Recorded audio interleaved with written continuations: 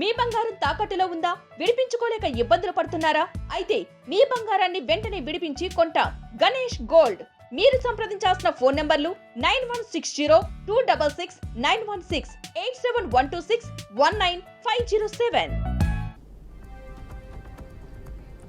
CM Revanth రెడ్డికి నిద్రలో కూడా కేసీఆర్ గుర్తుకు వస్తున్నారని, అందుకే ఆయన పేరును పదే పదే ప్రస్తావిస్తున్నారని మాజీ మంత్రి హరీష్ రావు అన్నారు. బీఆర్ఎస్ విద్యార్థి విభాగం ఆధ్వర్యంలో హైదరాబాద్ మల్లాపూర్లోని ఫంక్షన్ హాల్లో ఏర్పాటు చేసిన సదస్సులో గోదావరి బనకచెర్ల ప్రాజెక్టు వల్ల కలిగే నష్టంపై ప్రజెంటేషన్ ఇచ్చారు. ప్రజల్లోకి తీసుకెళ్లాల్సిన అంశాలు, భవిష్యత్ కార్యాచరణపై బీఆర్ఎస్ నేతలకు హరీష్ రావు దిశానిర్దేశం చేశారు.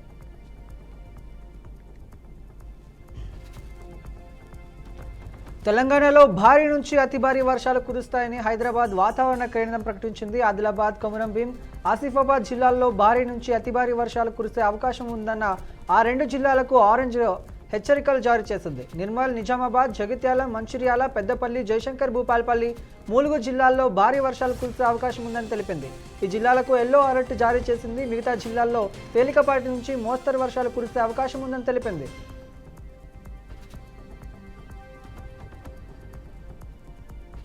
హైదరాబాద్లోని కొండాపూర్లో బీఆర్ఎస్ ఎమ్మెల్యే పాడి కౌశిక్ రెడ్డి ఇంటి వద్ద పోలీసులు భారీ బందోబస్తు ఏర్పాటు చేశారు. కౌశిక్ రెడ్డి తెలంగాణ సీఎం రేవంత్ రెడ్డిపై ఘాటు విమర్శలు చేశారు. కౌశిక్ రెడ్డిపై ఎన్ఎస్యుఐ నేతలు దాడి చేస్తారనే అనుమానంతో పోలీసులు బందోబస్తు ఏర్పాటు చేశారు.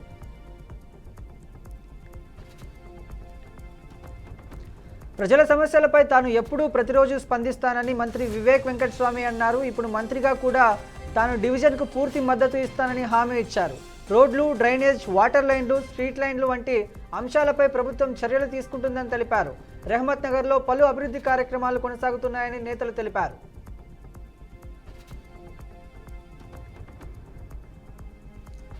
తెలంగాణలోని హాస్పిటల్లో 2023 డిసెంబర్ నుండి ఇప్పటి వరకు 10,70,000 మందికి ఆరోగ్యశ్రీ సేవలు అందించాయి. ప్రభుత్వానికి సహకరిస్తూ ఆరోగ్యశ్రీ పేషెంట్లకు మెరుగైన వైద్య సేవలు అందిస్తున్న ప్రైవేట్, కార్పొరేట్ హాస్పిటళ్ల యాజమాన్యాలకు మంత్రి దామోదర్ రాజ్ నరసింహ కృతజ్ఞతలు తెలిపారు. అధికారంలోకి వచ్చిన వెంటనే ఆరోగ్యశ్రీ కింద ఉచిత వైద్యం పరిమితిని 5 లక్షల నుంచి 10 లక్షల రూపాయలకు రేవంత్ సర్కార్ పెంచిందన్నారు. రంగారెడ్డి జిల్లా షాద్ నగర్ చౌరస్తాలో ఘోర ప్రమాదం జరిగింది. ట్యాంకర్ లారీ ఢీకొట్టడంతో బైక్పై వెళ్తున్న తండ్రి, కూతురు మృతి చెందారు. షాద్ నగర్కు చెందిన ముచ్చేందర్ బీటెక్ చదువుతున్న తన కుమార్తె మైత్రిని కాలేజీకి పంపేందుకు బైక్పై బస్టాండ్కు బయలుదేరారు. షాద్ నగర్ చౌరస్తా వద్దకు రాగానే వీరి బైక్ను ట్యాంకర్ లారీ ఢీకొట్టింది. ముచ్చేందర్ ఘటనా స్థలంలోనే మృతి చెందగా మైత్రికి తీవ్ర గాయాలై లారీ టైర్ల మధ్యలో ఇరుక్కుపోయింది.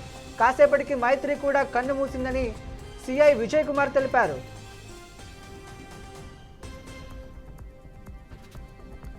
వరంగల్ జిల్లా నర్సంపేటలో దారుణ హత్య జరిగింది. దుగ్డోంగికి చెందిన నాగేలి రాకేష్ జూన్ 20న హైదరాబాద్కి పోతున్నట్లు ఇంట్లో చెప్పాడని కుటుంబ సభ్యులు తెలిపారు. అదే రోజు సాయంత్రం యాక్సిడెంట్ అయిందని ఫోన్ చేశారని బంధువులు చెప్పారు. స్నేహితులు రోడ్డు ప్రమాదం జరిగిందని తెలిపారని, కానీ అది ముమ్మాటికి హత్య అంటూ ఆరోపణలు చేస్తున్నారు. తమకు న్యాయం కావాలని, రాకేష్ మృతిపై విచారణ జరిపించాలని డీసీపీని వేడుకున్నారు.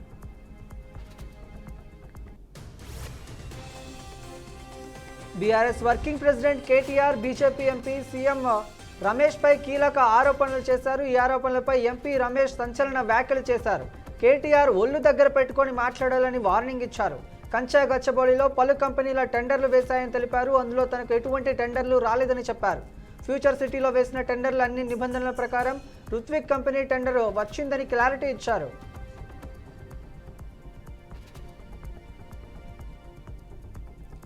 ఖమ్మం జిల్లాలో పోడు రైతులు, ఫారెస్ట్ అధికారుల మధ్య ఘర్షణలు జరుగుతున్నాయి. గిరిజన రైతులు సాగు చేసుకుంటున్న భూములు అటవీ శాఖకు చెందినవి అని అధికారులు తెలిపారు. సాగు చేయొద్దంటూ అధికారులు అడ్డుకున్నారు. దీంతో ఇరు వర్గాల మధ్య వాగ్వాదం చోటు చేసుకుంది. 30 ఏళ్లుగా తాము పోడు భూములపై ఆధారపడి జీవిస్తున్నామని, ఫారెస్ట్ అధికారులు తమను మానసిక ఇబ్బందులకు గురి చేస్తున్నారని ఆవేదన వ్యక్తం చేశారు. భద్రాద్రి కొత్తగూడెం జిల్లా కొత్తగూడెంలో గ్రామస్తుల రహదారిపై బైఠాయించి రాస్తా రోకో నిర్వహించారు. రహదారి నిర్మాణాన్ని చేపట్టాలని ఆందోళనకు దిగారు. రహదారి నిర్మాణం నిలిచిపోవడంతో తీవ్ర ఇబ్బందులు పడుతున్నామని తెలిపారు.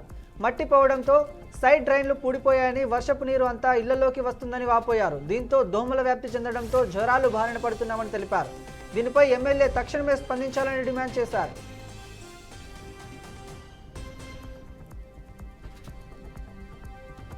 ఎగువ ప్రాంతంలో రాత్రి నుంచి కురుస్తున్న వర్షానికి మూసి ఈసీ నదిలో నీరు ఉధృతంగా ప్రవహిస్తుంది. ఇప్పటికే జంట జలాశయాలతో నీటి మట్టం పూర్తి స్థాయికి చేరుకుంది. భారీగా వరద నీరు చేరుకోవడంతో ఈ నీటిని దిగువ ప్రాంతాలకు వదిలే అవకాశం ఉందని అధికారులు తెలుపుతున్నారు. దిగువ ప్రాంతంలో ఉన్న ప్రజలు అప్రమత్తంగా ఉండాలని వారు సూచిస్తున్నారు. మహబూబాబాద్లో వడ్డీ వ్యాపారం జోరుగా సాగుతుందని నేషనల్ హ్యూమన్ రైట్స్ ప్రొటెక్షన్ రాష్ట్ర అధ్యక్షులు ఎండి సాహెరా బాను అన్నారు. చాలా మంది ప్రభుత్వ అనుమతులు లేకుండా ఇష్టారీతిగా దందా సాగిస్తున్నారని మండిపడ్డారు. మధ్యతరగతి కుటుంబాలు అవసరాలు ఆసరా చేసుకుని వ్యాపారులు అధిక వడ్డీలు అప్పుగా ఇచ్చి వారి సంతకాలను ఫోర్జరీ చేస్తున్నారని ఆగ్రహం వ్యక్తం చేశారు. ఇప్పటికైనా అధిక వడ్డీ వ్యాపారస్తులపై పోలీసులు చర్యలు తీసుకోవాలని తెలిపారు. తెలంగాణ జాగృతి సంస్థను కొత్త సంస్థగా మార్చేందుకు ఆలోచనలు చేస్తున్నామని తెలంగాణ జాగృతి అధ్యక్షురాలు కల్వకుంట్ల కవిత సంచలన వ్యాఖ్యలు చేశారు. ఆగస్టు 6న ప్రొఫెసర్ జయశంకర్ సార్ జయంతి సందర్భంగా రాష్ట్ర వ్యాప్తంగా జంబో కమిటీలు వేయబోతున్నామని వెల్లడించారు. మేడ్చల్ మల్కాజ్గిరి జిల్లా కోంపల్లిలోని శ్రీ కన్వెన్షన్లో తెలంగాణ జాగృతి ఆధ్వర్యంలో జరిగిన లీడర్ శిక్షణ తరగతులకు హాజరయ్యారు. భారీ వర్షాల కారణంగా మహబూబాబాద్ జిల్లాలోని దట్టమైన అడవిలో ఎత్తైన కొండల మధ్య ఉన్న పలు జాతీయ పథకాలు కనువిందు చేస్తున్నాయి. బయ్యారం మండలంలో కొండలపై నుంచి జాలువారుతున్న పాండవుల గుట్ట, చింతనోగల నింపు జలపాతాల వద్ద పర్యాటకుల సందడి మొదలైంది. ప్రకృతి అందాలను చూసేందుకు పర్యాటకులు భారీగా తరలివస్తున్నారు.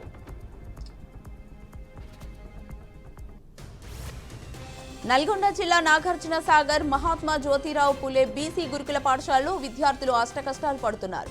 4 రోజుల కింద బోర్ మోటార్ పాడైతే పట్టించుకునే నాథుడే లేడు. స్వయంగా విద్యార్థులే స్కూల్ బయట నుంచి నీళ్లు తెచ్చుకుంటున్నారు. బాత్రూంకి వెళ్లాలి, స్నానాలు చేసుకోవడానికి నీళ్లు లేకపోవడంతో విద్యార్థులు తీవ్ర ఇబ్బందులు పడుతున్నారు. మోటార్ బాగు చేయండి అని ప్రిన్సిపల్ని అడిగితే పట్టించుకోవడం లేదంటున్న విద్యార్థులు వాపోయారు. రాష్ట్రంలో కూటమి ప్రభుత్వ పాలనలో దిగజారిన ఆర్థిక పరిస్థితిపై మాజీ సీఎం వైఎస్ జగన్ ఆందోళన వ్యక్తం చేశారు. 2025-26 ఆర్థిక సంవత్సరపు మొదటి త్రైమాసికంలో ఏపీ రాష్ట్ర ఆర్థిక పరిస్థితి తీవ్రంగా దిగజారిందని గణాంకాలతో సహా తెలిపారు. కాగ్ విడుదల చేసిన మంత్రికి ఇండికేటర్ ప్రకారం రాష్ట్ర ఆర్థిక స్థిరత్వం ప్రభుత్వ ప్రమాదంలో ఉందని మాజీ సీఎం జగన్మోహన్ రెడ్డి అభిప్రాయపడుతూ సంచలన ట్వీట్ చేశారు. ఈ క్రమంలో ప్రస్తుత కాగ్ గుణాంకాల రాష్ట్ర ప్రభుత్వ ఆర్థిక అనిశ్చితికి స్పష్టంగా చూపిస్తున్నాయని వైఎస్ జగన్ ఆరోపించారు. ఏపీ డీజీపీ ఎదుట పలువురు కీలక మావోయిస్టులు లొంగిపోయారు. వారి నుంచి భారీగా ఆయుధ సామాగ్రిని పోలీసులు స్వాధీనం చేసుకున్నారు. లొంగిపోయిన మావోయిస్టులో అగ్రనేతలు ఉన్నారు. మావోయిస్టు పార్టీలో సుమారు 34 ఏళ్లకు పైగా పనిచేసిన senior Maoist Jorige Nagaraju alias Kamlesh, ఆయన భార్య అరుణ ఆలియాస్ మేధక జ్యోతీశ్వరి ఉన్నారు. కృష్ణా జిల్లాకు చెందిన వీరిద్దరూ ఆంధ్రప్రదేశ్ రాష్ట్ర director general of police Harish Kumar Gupta ముందు లొంగిపోయారు. తిరుమల శ్రీ వెంకటేశ్వర స్వామి కొండపై భక్తుల రద్దీ తగ్గింది. గత కొన్ని రోజులుగా భారీ రద్దీ నెలకొనగా వారం రోజుల వర్షాలు పడుతుండటంతో రద్దీ తగ్గినట్లు కనిపిస్తోంది. సాధారణంగా వేసవి సెలవుల్లో ముఖ్యంగా మే నెలలో భక్తుల తాకిడి ఎక్కువగా ఉంటుంది. కానీ ఈసారి జూలై మొదటి వారం నుంచి తిరుమలలో భారీ రద్దీ నెలకొంది. దీంతో క్యూ లైన్లలో భక్తులు గంటల తరబడి వేచి ఉండాల్సిన పరిస్థితి ఏర్పడింది.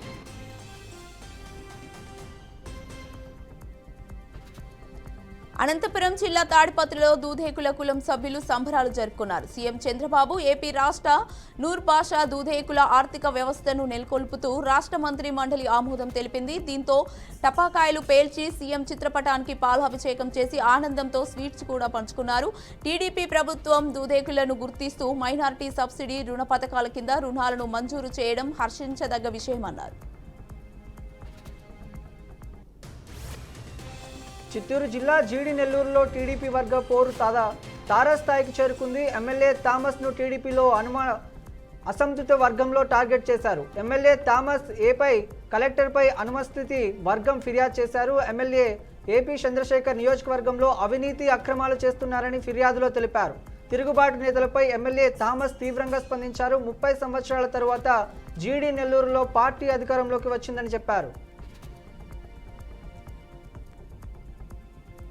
ఎన్టీఆర్ జిల్లా ఇబ్రహీంపట్నం ఎంఆర్ఓ అసత్య ప్రచారాలు చేసేవారిపై మండిపడ్డారు. పిచ్చిరాతలు రాసేవారిని నమ్మొద్దని తెలిపారు.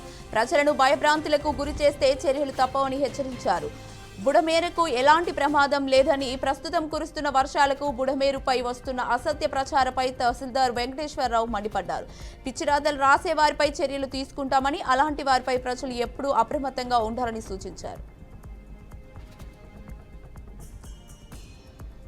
బాపట్ల జిల్లా సముద్రంలో అలల తాకడికి కొట్టుకుపోతున్న యువకుల ప్రాణాలను పోలీసులు కాపాడారు. కొలలపూడి గ్రామంలో అంకాలమ్మ తల్లి కొలువుల సందర్భంగా స్నానాలు ఆచరించేందుకు ఓడరేవు సముద్ర తీరానికి పలువురు యాత్రికులు వచ్చారు.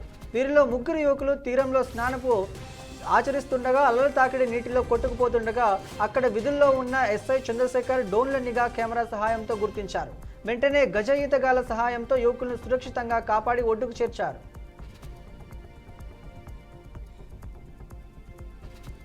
తిరుపతి అలిపిరి సమీపంలోని జూ పార్క్ రోడ్లో చిరుత బైకుపై వెళ్తున్న వారిపై దాడి చేసింది. గత రాత్రి 11 గంటల సమయంలో ఈ సంఘటన చోటు చేసుకుంది. అలిపిరి నుండి చెల్రోపల్లె రోడ్లో అరవింద్ ఆసుపత్రి వద్ద రాత్రి 11 గంటల ప్రాంతంలో చిరుత కనిపించిందని వాహనదారులు తెలిపారు. 2వీలర్పై దాడి చేసిన విజువల్స్ వెనుక వైపు వస్తున్న కారులోని కెమెరాలతో రికార్డైంది. రెప్పపాటులో వాహనంపై వెళ్తున్న యువకుడు తప్పించుకున్నాడు.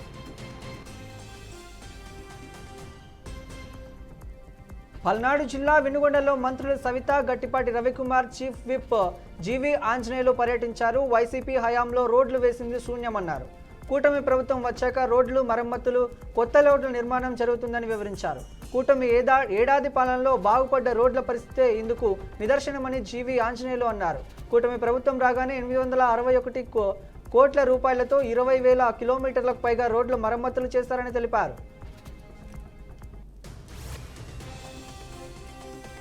తిరుపతి జిల్లా శ్రీకాళహస్తిని హోంమంత్రి అనిత కుటుంబ సమేతంగా స్వామి అమ్మవారిని దర్శించుకున్నారు.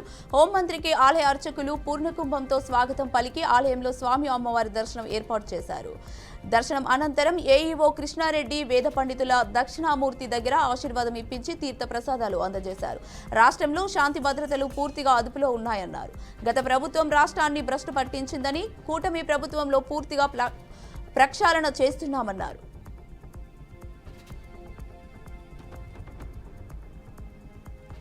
వైసీపీ, టీడీపీ 2 పార్టీల రాష్ట్రానికి రాహుకేతుగా దాపరించాయని కాంగ్రెస్ నాయకుడు తులసిరెడ్డి విమర్శించారు. ఇద్దరు అరచేతిలో కైలాసం చూపిస్తున్నారని మండిపడ్డారు. జగన్ 5 ఏళ్ల పాలనలో రాష్ట్రాన్ని అప్పుల పాలు, అవినీతి, అరాజక ఆంధ్రప్రదేశ్గా మార్చారని ఆరోపించారు. చంద్రబాబు పాలనలో మార్పు వస్తుందా అనుకుంటే అంతకన్నా ఎక్కువగా ఉన్నాయని మండిపడ్డారు.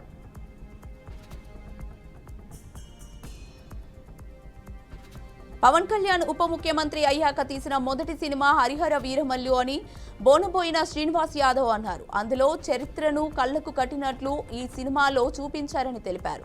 కానీ కొందరు దానిపై బురద జల్లే ప్రయత్నం చేస్తున్నారని మండిపడ్డారు. సినిమాను సినిమాలాగే చూడాలి, కానీ మరో విధంగా చూడకూడదని చెప్పారు. సినిమా రివ్యూలో మాట్లాడిన మాటలను వక్రీకరించి వైసీపీ వారు ఆయనపై కేసు పెట్టారని తెలిపారు.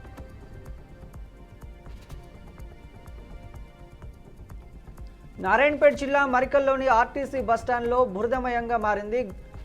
గుంతలు ఏర్పడి ప్రయాణికులకు ఇబ్బందికరంగా మారుతుండటంతో బీఆర్ఎస్ నాయకులు ఆందోళన చేపట్టారు. బస్టాండ్లో వరి నాట్లు వేసి నిరసన తెలిపారు. బస్టాండ్ ఆధునీకరణ కొరకు 1,75,00,000 నిధులు మంజూరు చేస్తే కాంగ్రెస్ ప్రభుత్వం ఇప్పటి వరకు ఆధునీకరించలేదని ఆగ్రహం వ్యక్తం చేశారు. వెంటనే బస్టాండ్ను ఆధునీకరించి ప్రయాణికులకు ఇబ్బంది తీర్చాలని, లేదంటే ఆందోళనను ఉద్రిక్తం చేసే ఆచరణ నిర్వహణలో దీక్షనైనా సిద్ధమని ప్రభుత్వం హెచ్చరించారు.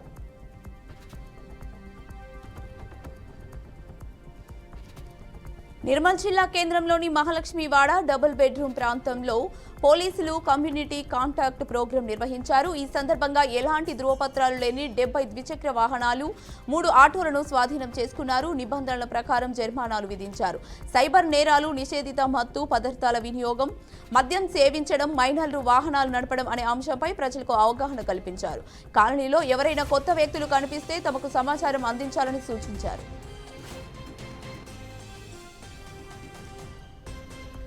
ఆదిలాబాద్ జిల్లా రామ్నగర్ కాలనీ ఎస్బీఐ ఏటీఎంలోని నగదును దుండగులు అపహరించారు.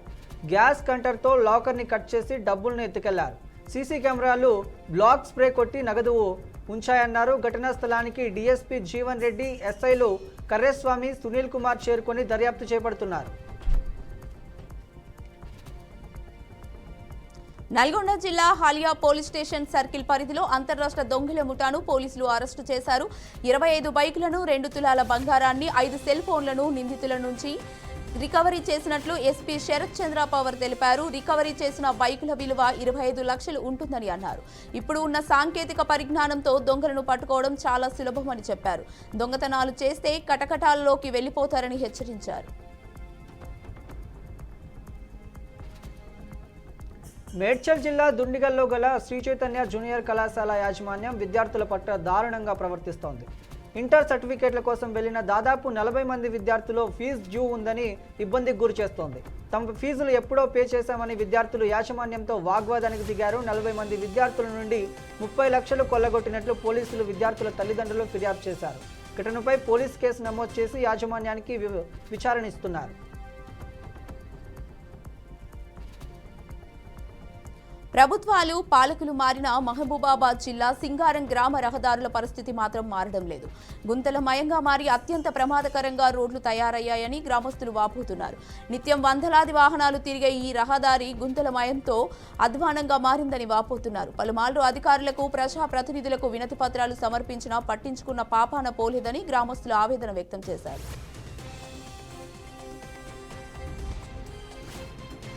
బీహార్లో తొలి విడత ఓటర్ల జాబితా సవరణ కార్యక్రమం ముగిసింది. ఈ సందర్భంగా కేంద్ర ఎన్నికల సంఘం షాకింగ్ వివరాలు వెల్లడించింది.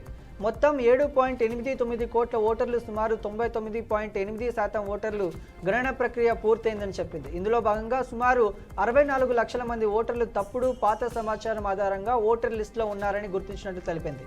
వీరిలో 22 లక్షల మంది మృతి చెందగా వారిగా 35 లక్షల మంది వలస వెళ్లిపోయారని, వారి లేదా చిరునామా తెలియని వారిగా 7 లక్షల మంది ఓటర్ కంటే ఎక్కువ ఉన్న చోట్ల ఓట్లు హక్కు కలిగిన వారిగా ఉన్నట్లు గుర్తించారు. అలాగే 1.2 లక్షల మంది ఓటర్లు గణనా పత్రాలు తిరిగి అందలేదని ఈసీ తెలిపింది.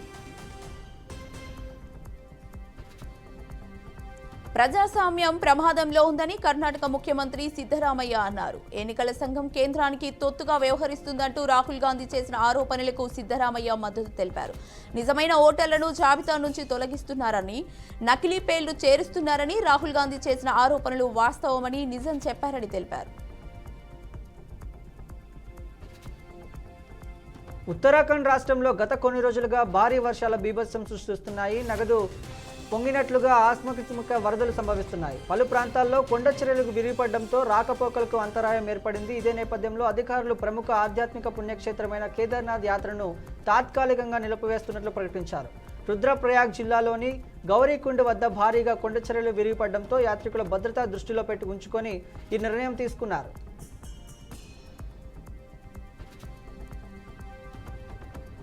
హోంగార్డ్ పరీక్షకు హాజరైన యువతిపై అంబులెన్స్లో అత్యాచారానికి పాల్పడ్డారు. ఈ ఘటన బీహార్లోని బోధ్గయాలో చోటు చేసుకుంది.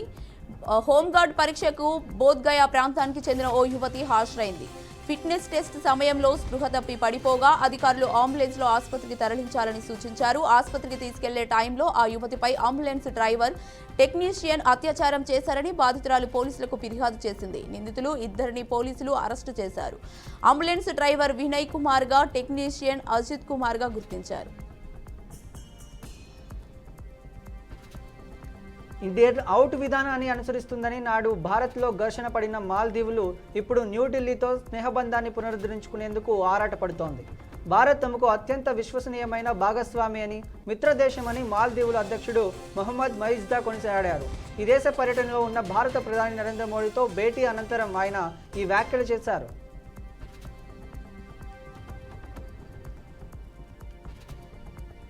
ప్రముఖ టెక్ సంస్థ ఓపెన్ ఏఐ తీసుకువచ్చిన చాట్ జీపీటీకి ప్రస్తుత విపరీతమైన క్రేజ్ ఉంది. ప్రపంచవ్యాప్తంగా కోట్లాది మంది వినియోగదారులు దీన్ని వ్యక్తిగత, వృత్తిపరమైన అవసరాల కోసం వినియోగిస్తున్నారు. ఆర్టిఫిషియల్ ఇంటెలిజెన్స్ సాయంతో పనిచేసే ఈ చాట్ బాట్లో ప్రతి చిన్న సందేహాన్ని అడిగి తెలుసుకుంటున్నారు. దాంతో ఫ్రెండ్గా భావించి మనసు విప్పి మాట్లాడుకుంటున్నారు. అయితే ఈ అధునాతన చాట్ బాట్ పై సీఈఓ శ్యామ్ అల్టిమేటన్ షాకింగ్ విషయాలు వెల్లడించారు. యూజర్లు చాట్ జీటీపీతో పంచుకునే సమాచారం రహస్యంగా ఉన్నదని స్పష్టం చేశారు. గగనతలంలో 2 విమానాలు ఎదురెదురుగా వచ్చిన ఘటన తాజాగా వెలుగులోకి వచ్చింది. Los Angeles Hollywood bar bang ఎయిర్పోర్ట్లో నుంచి బయలుదేరిన సౌత్ వెస్ట్ విమానం ఆకాశంలో ప్రయాణిస్తున్న వేళ కొద్ది దూరంలో హాకార్ హంటంగ్ యుద్ధ విమానం అకస్మాత్తుగా ఎదురుగా వచ్చింది. అది గమనించిన సౌత్ వెస్ట్ పైలట్లు తమ విమానాన్ని ఒక్కసారిగా 475 అడుగుల మేర కిందకు దించారు. ఇలా కిందకు దించడం వల్ల ఆ విమానంలో భారీగా కుదుపులు సంభవించాయి. ప్రయాణికులు తీవ్ర ఆందోళనకు గురయ్యారు. ఈ ఘటనలో ఇద్దరు సిబ్బందికి స్వల్ప గాయాలైనట్లు సౌత్ వెస్ట్ ఎయిర్లైన్స్ తాజాగా వెల్లడించింది. మరికొద్ది నెలల్లో అసెంబ్లీ ఎన్నికలు జరగనున్న వేళ బీహార్ సీఎం నితీష్ కుమార్ కు గట్టి షాక్ తగిలింది. రాష్ట్రంలో గత కొంతకాలంగా జరుగుతున్న నేరాలపై స్వపక్షం నుంచే విమర్శలు ఎదురవుతున్నాయి. నితీష్ సర్కార్కు మద్దతు ఇచ్చినందుకు చింతిస్తున్నానని కేంద్ర మంత్రి ఎల్జేపీ పార్టీ అధినేత చిరాగ్ పాస్వాన్ అన్నారు. తాజాగా బీహార్లో పరీక్ష రాసేందుకు వచ్చిన ఓ విద్యార్థిని స్పృహ తప్పి పడిపోగా అంబులెన్స్లో ఆమెపై అత్యాచారం జరిగిన ఘటన దుమారం రేపింది. దీనిపై చిరాగ్ స్పందిస్తూ సర్కార్పై విమర్శలు గుప్పించారు.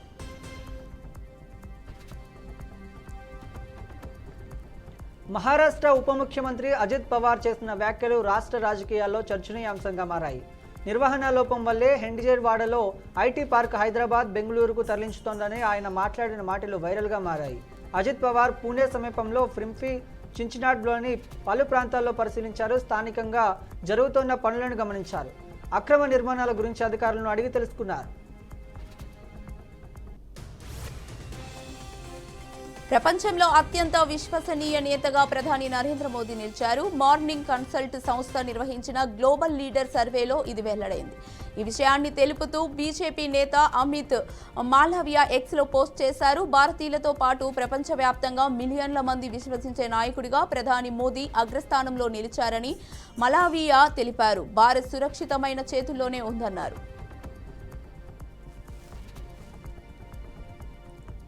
భారత భూభాగాన్ని ఆక్రమించుకోవాలని కుట్ర పన్నిన పాకిస్తాన్కు మన దేశ ఆర్మీ పరాక్రమాన్ని రుచి చూపించింది. ఆపరేషన్ విజయ్ పేరిట కార్గిల్ నుంచి యుద్ధభేరీ మోగించి శత్రువులను తరిమికొట్టింది. ఇది జరిగి నేటికి సరిగ్గా 20 ఏళ్ళు పూర్తయింది. నేడు కార్గిల్ విజయ్ దివాస్ సందర్భంగా అమరవీరుల భారత వాయుసేన ఘనంగా నివాళులర్పించింది. కార్గిల్ యుద్ధం నాటి చిత్రాలను ప్రత్యేక వీడియోలో రూపొందించింది.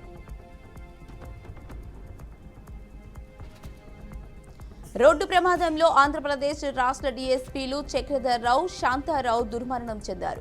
ఈ ప్రమాదంపై AP deputy CM Pawan Kalyan స్పందించారు. ఈ మేరకు సోషల్ మీడియా వేదికగా పోస్ట్ పెట్టారు. రోడ్డు ప్రమాదంలో ఇద్దరు దుర్మరణం పాలయ్యారని తెలిపి చింతిస్తున్నానని తెలిపారు. ఈ దురదృష్టకర ప్రమాదంలో కన్నుమూసిన వారి ఆత్మలు శాంతించాలని భగవంతుణ్ణి ప్రార్థిస్తున్నానన్నారు. చక్రధర్రావు, శాంతారావు కుటుంబాలకు తన ప్రగాఢ సానుభూతి తెలిపారు. ఆంధ్రప్రదేశ్కి చెందిన టీడీపీ సీనియర్ నేత, మాజీ కేంద్ర మంత్రి అశోక్ గజపతిరాజును గోవా గవర్నర్గా నియమించారు. దీంతో ఆయన గోవా గవర్నర్గా ప్రమాణ స్వీకారం చేశారు. బాంబే హైకోర్టు ప్రధాన న్యాయమూర్తి జస్టిస్ అలోక్ ఆర్దేరా అశోక్ గజపతిరాజుతో ప్రయాణం చేయించారు. ఈ సందర్భంగా రాష్ట్ర వ్యాప్తంగా ఉన్న ప్రముఖులు ఆయన్ను శుభాకాంక్షలు తెలిపారు. ఈ తరుణంలో తాజాగా ఏపీ విద్యా, ఐటీ శాఖ మంత్రి నారా లోకేష్ కీలక వ్యాఖ్యలు చేశారు. మణిపూర్లో భద్రతా బలగాలకు కీలక విజయం లభించింది. ఆ రాష్ట్రంలో గత 2 ఏళ్లుగా కొనసాగుతున్న హింసను అడ్డుకొని శాంతి భద్రతలను పునరుద్ధరించే లక్ష్యంతో చేపట్టిన ఆపరేషన్లో భద్రతా బలగాలు భారీగా ఆయుధాలను స్వాధీనం చేసుకున్నారు. రాష్ట్రంలోని 5 లోయ ప్రాంతాల జిల్లాల్లో నిర్వహించిన ఆపరేషన్లలో భారతం పెద్ద ఎత్తున ఆయుధాలు, మందుగుండ్లు సామాగ్రి, పేలుడు పదార్థాలను స్వాధీనం చేసుకున్నారు. నిఘా సమాచారం మేరకు ఆపరేషన్ నిర్వహించినట్లు ఐజీ కబీబ్ తెలిపారు.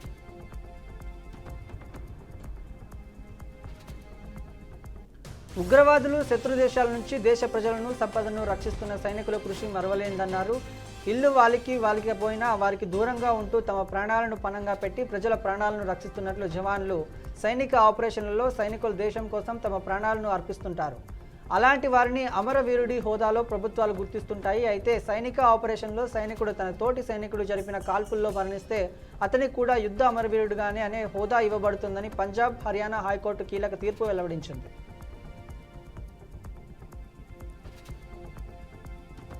పాకిస్తాన్ ఉప ప్రధాని ఇషాక్ దార్ అమెరికాలో పర్యటించారు. పర్యటనలో భాగంగా వాషింగ్టన్లో అమెరికా విదేశాంగ కార్యదర్శి మార్కో రూబియోను కలిశారు. ఈ సందర్భంగా ఇరు దేశాల ద్వైపాక్షిక సంబంధాలపై చర్చించారు. అలాగే వాణిజ్య సహకారంపై కూడా ఇరువురు చర్చించారు. ఉగ్రవాదాన్ని ఎదుర్కోవడంలో, ప్రాంతీయ స్థిరత్వాన్ని కాపాడడంలో పాకిస్తాన్ భాగస్వామ్యానికి రూబియో కృతజ్ఞతలు తెలిపారు.